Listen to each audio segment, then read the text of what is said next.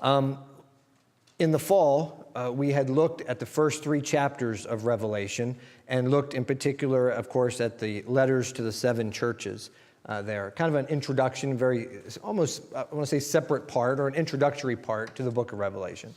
So starting tonight and over the next several weeks and probably a couple months, of course, we're going to be starting from Revelation chapter 4 and moving through the book. I have taught on prophecy and on last things a number of times. I think it was about 2.5 years ago, we looked at the subject of just heaven. And then about 1.5 years or 2 years before that, I studied all of the end times and future events. But this time in particular, I'm using a guidebook, and I just want to go through the book of Revelation. So we're just trying to go chapter by chapter through the book. And with that, we'll be able to use some of my other notes from the past, some of the other things obviously we're going to hit on, but we're going to do it in a chronological order of the book of Revelation, not necessarily the timeline as much as the book as we go through it. Tonight is a little bit more of an introductory in how we look at Revelation, how we view it. And one of the things I'm going to do this time I have not done in the past is look at least briefly, some of the alternative views on the book of Revelation. It's good sometimes to know what other people are thinking and what other people have come up with. And I don't want to spend a lot of time on it, but I'm going to highlight a number of alternative opinions, views, ideas when it comes to prophecy and Revelation. We're going to look at some of that.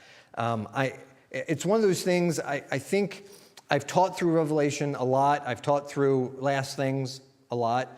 I enjoy it very much. I've studied it quite a lot. I feel confident in what I believe and what I believe the Bible teaches us.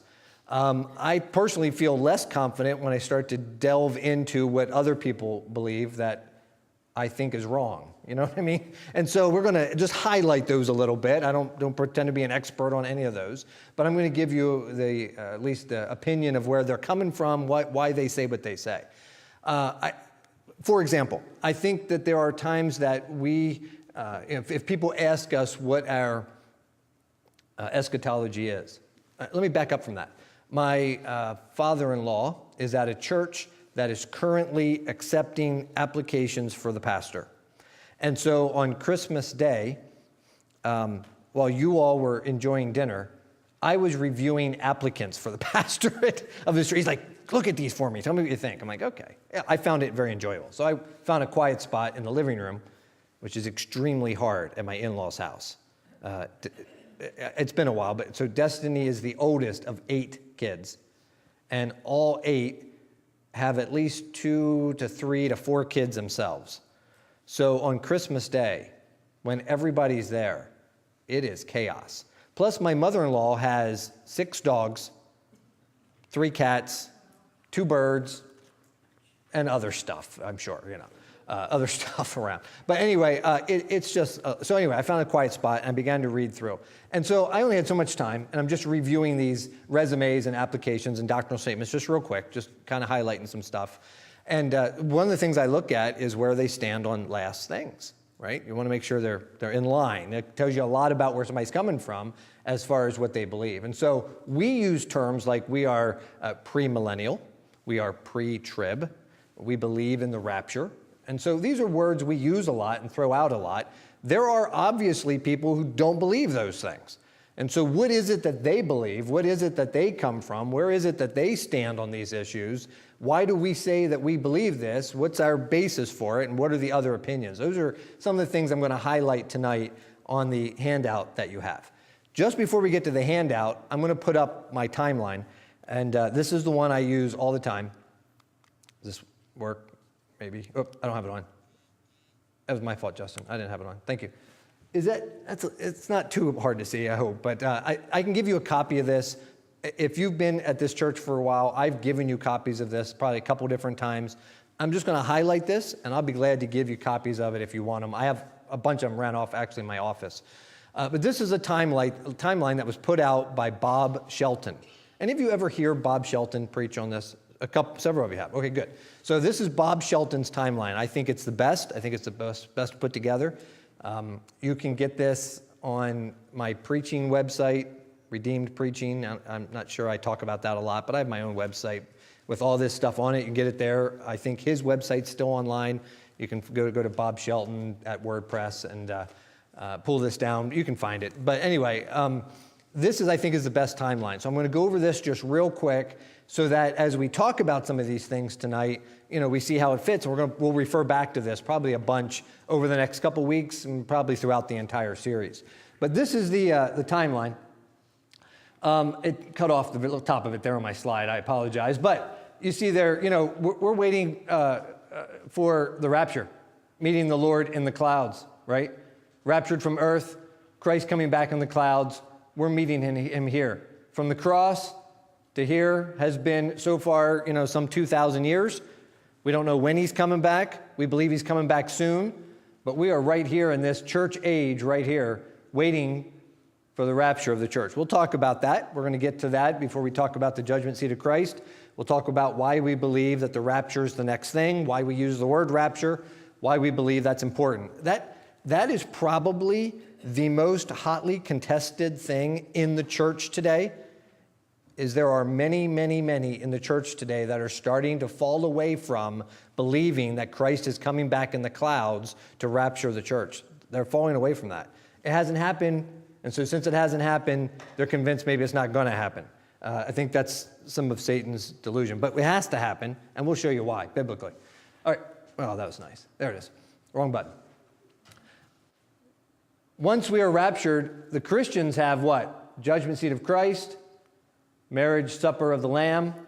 We come back with Christ to earth, right there at the Battle of Armageddon. Christ sets up the kingdom, the millennial kingdom, new heaven, new earth. So for the Christian, right, our path is we're either going to die before he comes back and go to heaven, or we're going to be raptured and go to heaven. Either way, we end up here, right? If we know the Lord is Savior, the plan is we all end up here. We all stand at the judgment seat of Christ. We'll spend some time talking about that. We have the marriage supper of the Lamb, and then we come back with him. This right here, 7-year period of time, right? 7 years. For those on earth, this is the tribulation period. It's divided into the first 3.5 years, relative peace.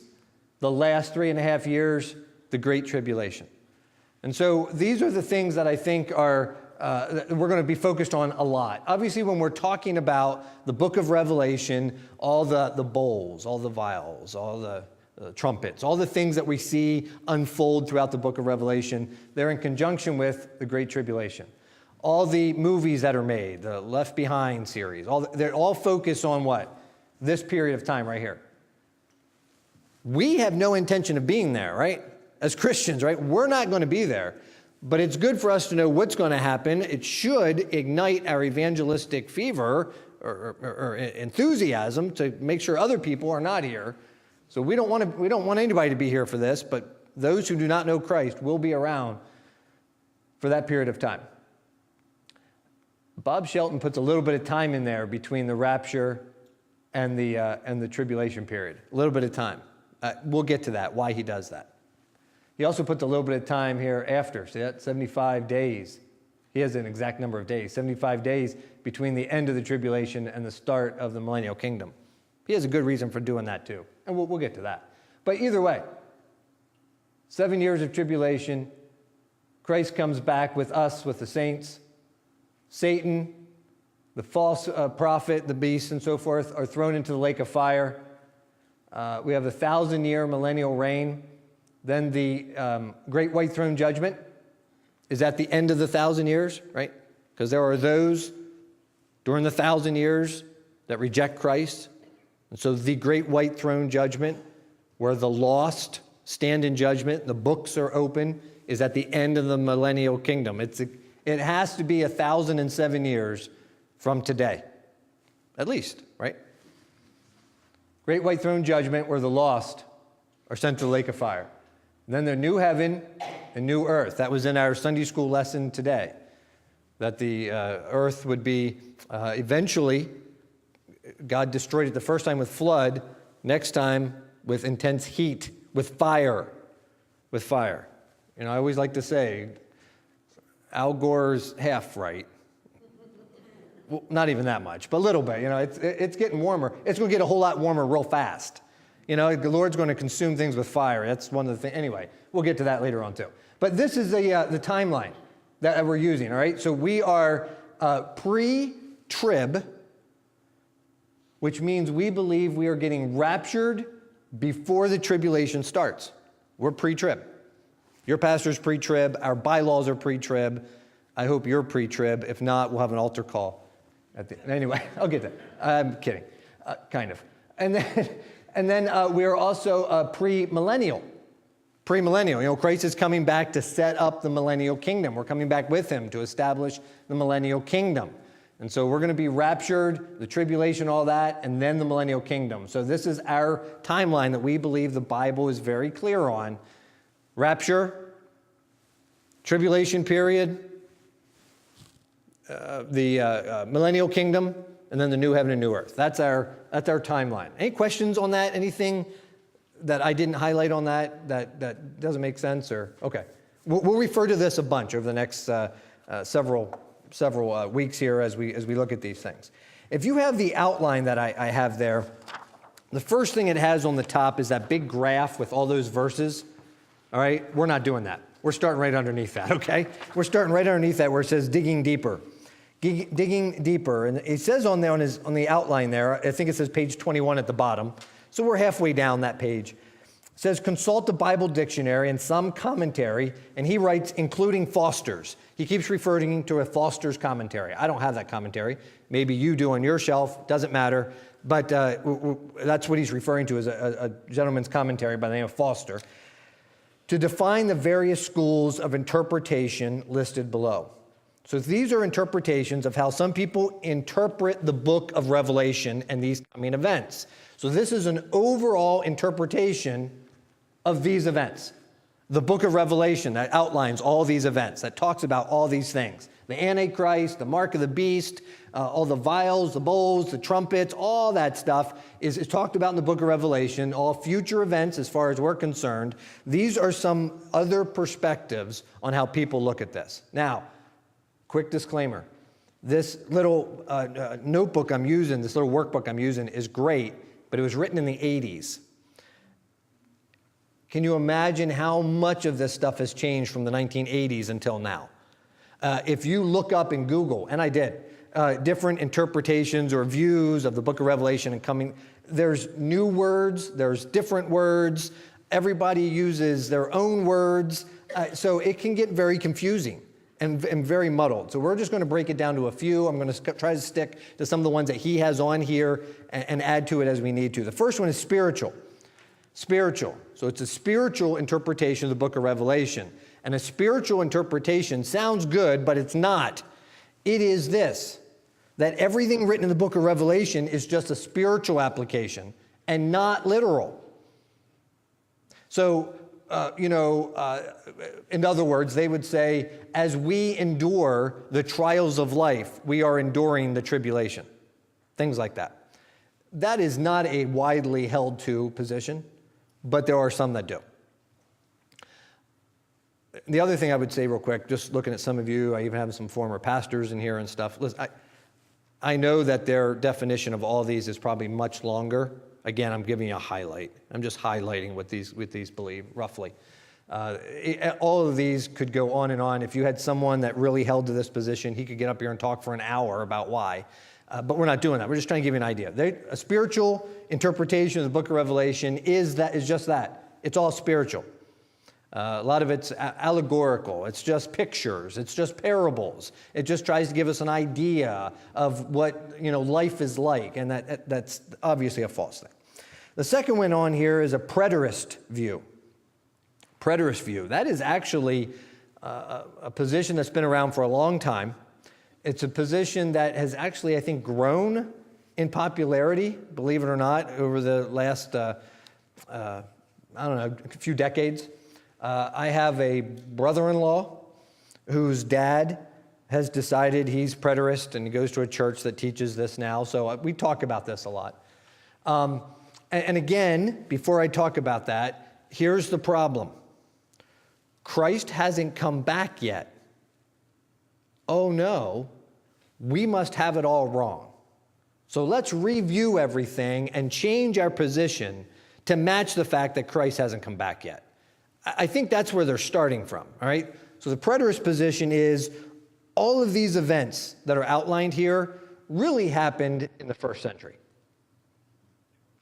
How about that? Yeah.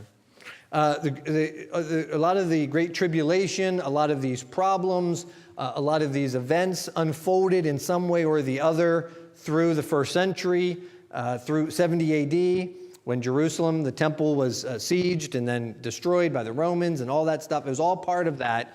And they base it on the verse, and I didn't write it down, but in the Matthew, where the Lord is teaching about future events and says in one of the verses, this generation shall not pass until they see these things. We understand that verse to mean one generation will view all of these events, right? It's a short period of time, 7 years. So one generation will view all of these events. They take it to mean that he's talking to the disciples, saying you won't die before these things happen.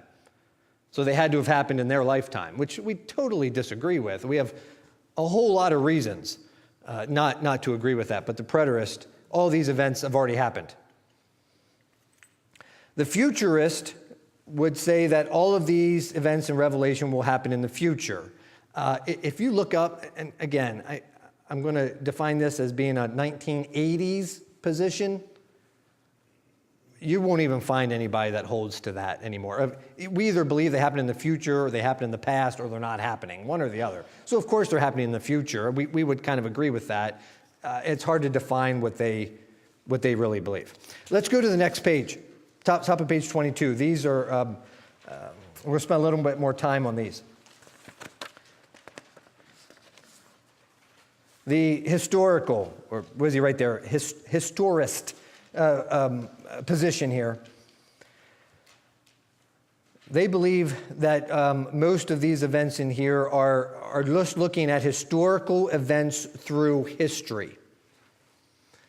And that some of these have happened in the past. We're still talking about the book of Revelation. Some of these are happening today. Some of these will happen in the future. These are all historical type events. So, for example, they break down the 7 churches in Revelation not as literal churches, not as churches that existed at that time that gave us some examples of what churches may be like today. They don't believe that. They believe these 7 churches were 7 ages. So, you don't write this down, but they believe the age of Ephesus was the apostolic age. The age of Smyrna is the persecution of the church through 313 AD. That the age of Pergamus was the compromised church, lasting until 500 AD, Dark Ages. The age of Thyatira is the rise of the papacy up to the Reformation. And the age of Sardis is the age of the Reformation. And the age of the Philadelphia is the age of evangelism. And that Laodicea represents liberal churches of today. So they break it down that way, that those 7 churches, 7 ages, 7 periods, and so it's all historic. It's all we can give a historic meaning to everything. They've also, those that have a historic view of the book of Revelation have always been the ones that have given a name to who the Antichrist is. So they were quite certain it was several of the Roman emperors, through time. They were quite certain it was Adolf Hitler. There are those that believed it was Mussolini. They come up with these different people. Napoleon was one of them that they have on their list. So the people living, at least during their time and during that era of them, believed Napoleon was the Antichrist. They knew it, and they taught that in their churches. Well, we don't know who the Antichrist is. In fact, he comes on the scene after we're gone. So I hope I don't know who he is. Right? It's a good reason not to know.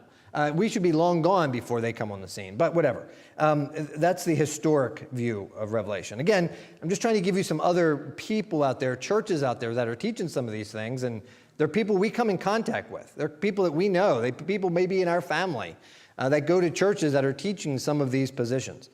The last one here is the cyclical, which is okay. The writer of that Foster's commentary holds to a cyclical view. And his idea is that all the events in Revelation are not happening one right after the other. They seem to cross over one another, overlap one another, which they do.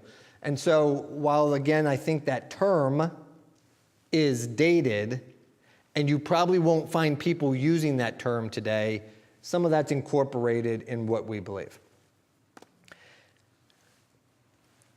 I find, this is just off the notes here for a second. I find it difficult to take any position out there on anything and say, yeah, that's me. Because it seems all man-made positions have some truth and a little error, you know? And so I like to tell people when they ask me, I'm a biblicist. I believe what the Bible says. I might interpret it differently than you interpret it, but I want to believe what the Bible says and not what I came up with, not what somebody else came up with, not what some school of thought came up with. We would do that if we talked about covenant theology versus like Arminian theology. And there's those out there that try to divide everybody into either covenant or Arminian theology. Well, I don't believe a great part of the covenant theology because I'm not Calvinistic. I believe in the free will of man. We have a free will to choose to accept or deny Christ. And yet if you look at the Arminian theology, if you look at what they define, they believe you can lose your salvation. So all your Mennonites and stuff, well, I'm not that either. I don't believe you can. Once saved, always saved. Can't lose my salvation. So don't try to put me in one side of that or the other. I believe we have a free will to choose, and we are not going to lose our salvation. So, I believe that's what the Bible teaches, rather than a school of thought. I think it's the same with some of these views on the book of Revelation, that if there's any one you go, well, I think that, yeah, but they might have a different opinion on this or that, and it gets so confusing and so misdefined and so misinterpreted. Again, my goal was to take 10 minutes, which I think I did, go over some of these terms, some of these words out there, give us some idea of what they're thinking, where they're coming from. As we go through the book of Revelation, chapter 4, chapter 5, chapter 6, as we start to fill in this timeline with the information chapter by chapter, we're going to define why we are, why we believe what we believe, and see how it differentiates from some of these other opinions, some of these other backgrounds. If you jump down to verse number 8, number 8 on your outline. Number 8 on your outline. We're now kind of at the bottom part of page 22. Number 8 on your outline says, another issue that makes the study of Revelation unique is that of the millennium. So from the resources available, describe the major tenets on each of the following millennial views. So while that first part was all about the book of Revelation, all about future events, this part's just on the millennium. And why we are, again, I said at the beginning, we are premillennial, right? And why do we say that? Why do our bylaws state that? Why do we define ourselves as that? People call me or email me. I get this regularly. Not as much as I used to, but people will call and email and what is your church's position on this and that? And, dispensations, the millennium and things like that. And so we define ourselves. All that's on our website, which is probably why people don't call and ask as much. They can just read it on there. Here's some quick views on the millennium. Just some quick thoughts on that. So now we're just talking about this last period. Christ is coming back. He's setting up his kingdom. He's going to rule and reign for 1,000 years. Here's some other opinions that go along with that. Some of these tie into the earlier ones, all right? I'm looking at you. Half of you are like your eyes are glazed over. Like, let's just get into the book, Pastor. Okay, please give me just tonight to set a little bit of a foundation, a little bit of an idea of where we're going. As we get into the lesson, even next week, let me look at it. I looked at it already, but I think, next week starts all about the tribulation. Next week starts all about the tribulation as we start to get into it. And so we'll get into some more of the fun stuff next week. I say that tongue in cheek too. Nothing fun about the tribulation. But in number 8 there, I'm moving my notes around. Number 8 there, amillennial. What's an amillennial position? Amillennial generally parallels a preterist. So my brother-in-law's dad, and I happen to know him well because he went to my dad's church. This gentleman I'm talking about, he went to my dad's church. That's how he got to meet Desi's sister. He went to my dad's church, and so I know this family very well. But they've changed their position. He's preterist, he's amillennial, and believes that the millennium is the church age. So you are living in the millennium. You had a pretty picture of what the millennium was going to be like. This is it. I think there's so many problems with that. And yet there are churches in our area that are teaching that this is the millennium, that, God's blessing is in the life of the believer. It's through the local church. And so, we don't need to think about the fact that there's going to be some glorious age when Christ is literally here. He's already here. It's the Holy Spirit living in our lives, and this is the millennium. I don't know where the lion lays down with the lamb. The zoo. A really zoo, where they've really trained them to get along, I guess. Yeah, that's the best we got. But this is not the millennium, folks. But anyway, that's an amillennial view. The premillennial, and he calls it the premillennial historic view, and I would question that, but the premillennial historic view is that the millennial is a literal millennium, but that there's no rapture, that the church is going to go through the tribulation and right into the millennium. So forget all that going to heaven and judgment seat of Christ. No, all that's on earth, and those that live, we're going to go right through. That's that position, which we would not hold to. We would hold to number 10, a premillennial dispensational position. That is exactly what I have on the screen. We're going to be raptured. We're going to come back with Christ. He's going to rule and reign for 1,000 literal years. So number 10 is where we would be on this chart. And then the last one there is postmillennial, and that Christ will return after the millennium. Again, there's very few I could find that actually hold to that position. That doesn't really make any sense, does it? What's a millennium without Christ on the throne? What's a millennium without Christ being around?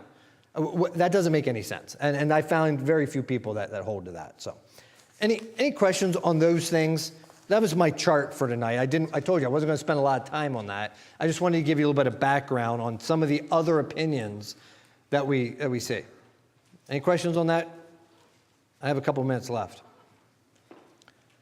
All right, then we're really going to start on this timeline. I'm going to use that timeline over the next number of weeks to kind of keep us on track of where we're at, where we're going, and moving forward. Obviously, the judgment seat of Christ is the next thing for the believer. Simultaneously, the tribulation begins for the unbeliever. And so as we get into chapter number 4, chapter number 5, we see the view of heaven, we see the books opened, we see the vials and the bowls and the trumpets and all those things begin to open and be opened, and the wrath of God poured out upon the earth. One of the slides that I put up this morning on the welcome slides was a quote that talked about the fact that, God's hatred of evil and judgment of evil is necessary in order for us to understand God's love for man, right? God's love for man would not have the same emphasis if he didn't hate evil, if he didn't have a judgment for the fact that God came and loved us so much to redeem us was because he had to judge sin. And we couldn't pay the price for our sin. Only Christ could pay the price for our sin. And so so all that to say, as we look at the tribulation period, we see God beginning to really judge the sin, the wickedness of this world. It begins to pour out his judgment upon this earth, especially in the last 3.5 years. the Great Tribulation, as his wrath is coming again. Why? Well, he's showing the contrast between holiness and sin, between righteousness and wickedness. So he gave us the gift of salvation to save us from these very things. And I think that's an important, just an important element to look at as we study through here.